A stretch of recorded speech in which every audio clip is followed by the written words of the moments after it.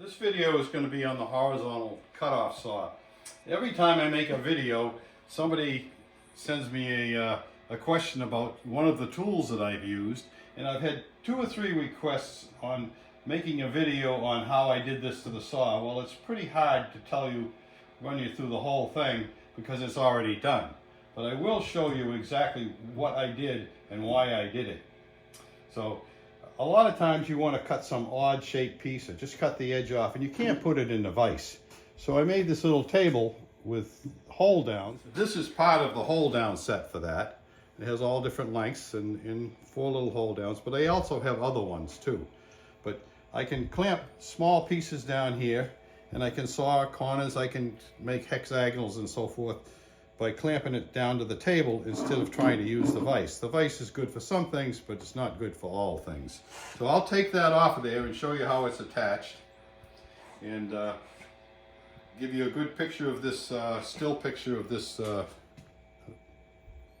hold down set.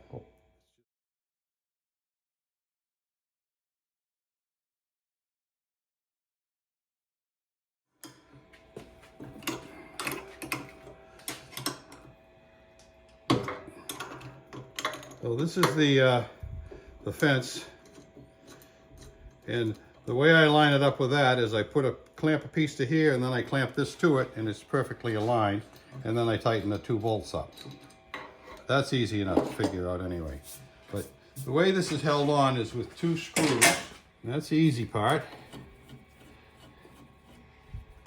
These are just, I think, number 8 and number 10 screws. They're pretty small, because there's not much to screw into down there. That could probably be improved. But there it is, and as you can see, I shimmed it just a tiny bit to get it level. But what I did was I removed the cutting part of the bandsaw with this bar here. Took this bar out, disconnected the wires, unhooked the spring, and took this off. So I just had the base. And then I mounted the base in my milling machine, and I milled this flat. And then I added the table. If I did it again, which I am going to do someday, I would make that butt right up against here, and then I would saw down through it.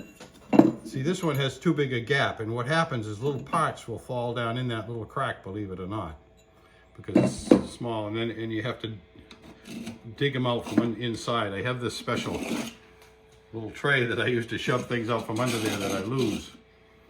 But that's it, and this saw is probably one of the most important things in my shop. I use it all the time. I can set it up to cut off a piece, and then I go do something else, and when it shuts off when it's done. And it's a great little saw for the money. It's hard to beat. This is a piece of 5/16 steel. You could probably make it out of aluminum. It would get scratched up pretty easy, but aluminum would work fine for most people.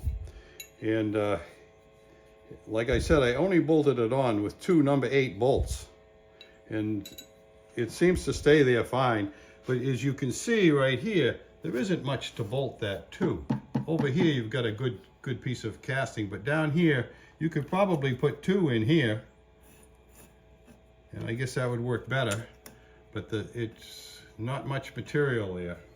But it seems to work all right, and like I said, I use the saw all the time, and as you can see, I also made this table just a tiny bit bigger. There's 2 or 3 things out there on flip-up tables, so you have a larger table there, but I never use it. This one is plenty big, so if you just enlarge it as big as you can and still have it go down, you got to be careful because it has to fold down.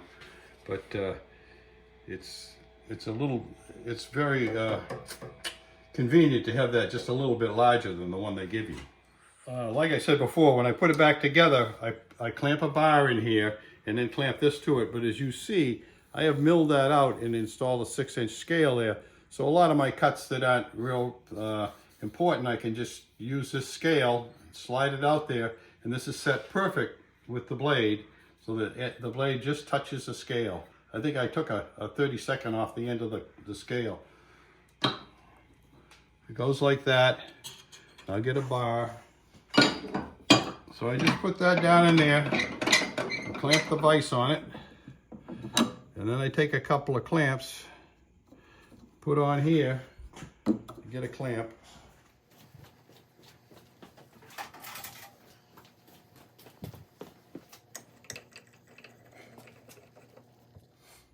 And of course, this has to be square first. You want to get that square to the blade.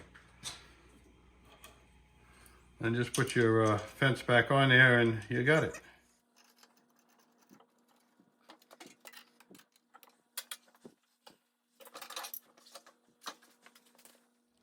I hope you can use this. It's really handy for me. I've used it hundreds of times. Watching, and please subscribe to my channel and give us a thumbs up because that's what they grade us on.